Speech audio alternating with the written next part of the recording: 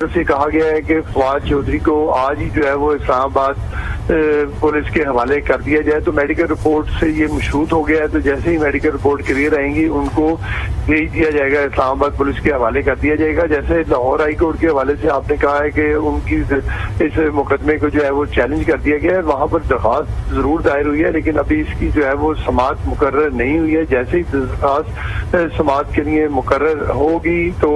اس پر جو ہے وہ کاروائی شروع ہو جائے گی. لیکن اب میں آپ کو بتاؤں جو تازہ ترین اطلاع آئی ہے وہ درخواست جو ہے وہ سماعت کے لیے مقرر کر دی گئی ہے, اور درخواست سماعت جو ہے وہ فوری طور پر جو ہوگی, اور درخواست سماعت کے بعد جو ہے وہ فیصلہ کیا جائے گا کہ ابھی یہ جو ہے فواد چودھری کو ہائی کورٹ کیا حکم دیتی ہے. اگر ہائی کورٹ حکم دیتی ہے کہ فواد چودھری کو ابھی اسلام آباد پولیس کے حوالے نہ کیا جائے تو پھر ان کو یہیں پر روک لیا جائے گا. یہ بھی ہو سکتا ہے کہ درخواست ضمانت بھی ساتھ شامل کر لی جائے, لیکن درخواست جو ہے وہ منظور کر لی گئی ہے اور درخواست جو ہے وہ کچھ دیر بعد وہ باضابطہ طور پر سماعت کے لیے شروع ہو جائے گی. اور اسی دوران جو ہے تقریباً کم از کم 2 گھنٹے ضرور لگیں گے کیونکہ میڈیکل ان کا ٹیسٹ ہونا ہے, بلڈ ٹیسٹ دیے جائیں گے, ایکس رے ہوں گے اور ای سی جی وغیرہ کی جائے گی. اور ای سی جی کرنے کے بعد جو ہے وہ ڈاکٹر اگر انہیں فٹ قرار دیں گے کہ یہ سفر کر سکتے ہیں تو پھر انہیں سفر کرنے کی اجازت دے دی جائے گی. اور یہ جو درخواست دی گئی ہے جسٹس طارق سلیم کو بھجوائی گئی ہے اور وہ تھوڑی دیر بعد جو ہے وہ اس درخواست کی سماعت کریں گے. لاہور ہائی کورٹ کے جسٹس ہیں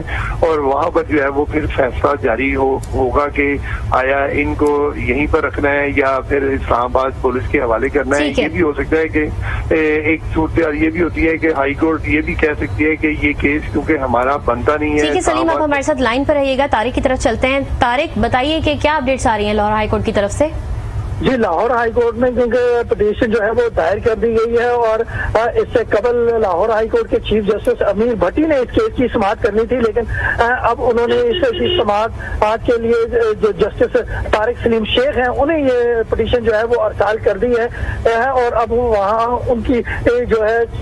جسٹس طارق سلیم شیخ جو ہے وہ اس کی سماعت کریں گے اور کچھ ہی دیر میں اس حوالے سے امید کی جا رہی ہے کہ سماعت کا آغاز جو ہے وہ ہو جائے گا. پٹیشن جو دائر کی گئی تھی اس میں موقف اختیار کیا گیا ہے کہ رات گئے جو ہے فواد چودھری کو کسی نے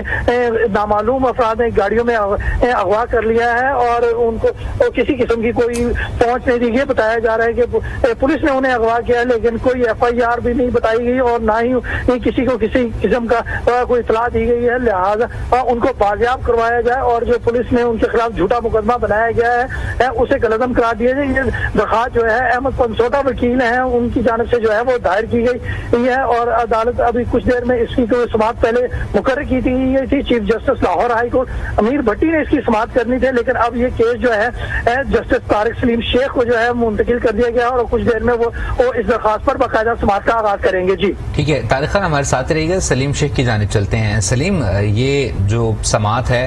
وہ مقرر تو ہو گئی ہے لیکن جج نے آگے ارسال کر دی ہے اور اب جو ہے وہ طارق سلیم شیخ جسٹس جو ہیں وہ اس کی سماعت کریں گے. یہ بتائیے گا کہ جو سماعت دائر کی یہ سماعت مقرر کی گئی ہے اس درخواست میں اتنا پوٹینشل ہے کہ فواد چودھری جو کہ انہیں اب ٹرانسفر کیا جا رہا ہے اسلام آباد ان کو اسٹے کروا لیا جائے لاہور میں؟ جی دیکھیے, یہ تو آئینی اور قانونی ماہرین بتائیں گے لیکن جو اس درخواست میں پلی اختیار کی گئی ہے وہ یہ کہا گیا ہے کہ انہیں حبس بجا میں رکھا گیا ہے, انہیں غیر قانونی طور پر جو ہے وہ پولیس لے کر گئی ہے جبکہ پرچے کی جو کاپی ہے وہ بھی سامنے آ گئی ہے اور ان کو جو متعلقہ عدالت میں بھی پیش کر دیا گیا ہے اور متعلقہ عدالت نے راہداری ریمانڈ بھی دے دیا ہے. اور اس سے اب بظاہر یہ لگتا ہے کہ وہ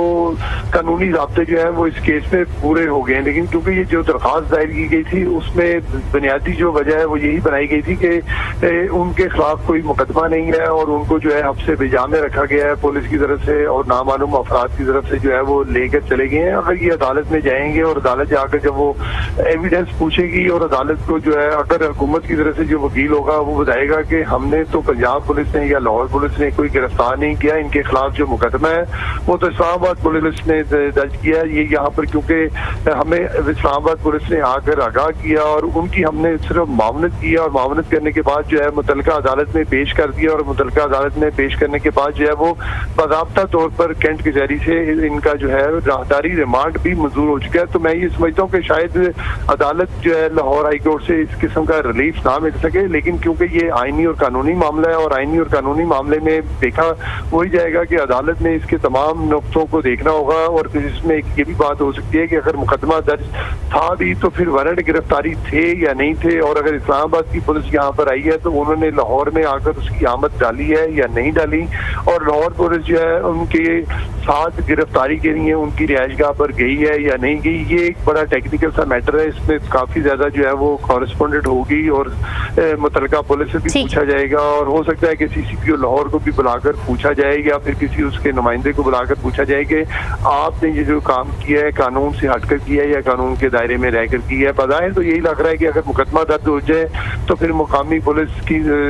मशावरत से जो है वो मुतलका पुलिस आती है और गिरफ्तार करके ले जाती है। जी